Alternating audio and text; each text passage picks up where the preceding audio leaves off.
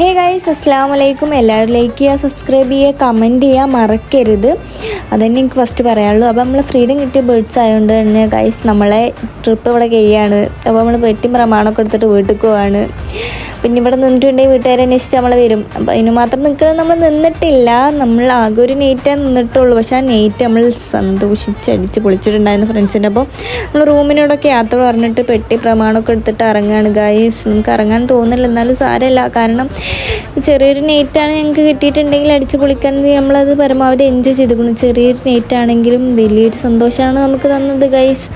അപ്പോൾ ഗൈസ് നമ്മൾ രാവിലെ തന്നെ ചായ ഒന്നും കുടിച്ചിട്ടുണ്ടായിരുന്നില്ല. ഇവിടെയൊക്കെ ഇരുത്തം കണ്ടില്ലേ. പിന്നെ ഞങ്ങൾ പുട്ടാണ് ഓർഡർ ചെയ്തിട്ടുണ്ടാകുന്നത് നമ്മൾ രണ്ടുപേരും. ഇവർ മസാല ദോശ കേൾക്കുള്ളൂ. മസാല ദോശ സംഭവം ഇവരുടെ ചാമ്പിക്കാണ്. ഒട്ടും രസം ഉണ്ടാവില്ല. കണ്ടില്ല, ഇവളൊക്കെ ഇരുത്ത ഒരു താല്പര്യമില്ലാത്ത ഇരുത്താണ് അവർ ഇരിക്കുന്നത്. അപ്പോൾ ഇവൾ ഉറങ്ങിയിരിക്കുന്നത്. ഇവൾ പിന്നെ എന്തൊക്കെയോ ആലോചിച്ചിട്ട് ഇരിക്കുന്നുണ്ട്. അതാണ് ഇപ്പോൾ. Okay, bye.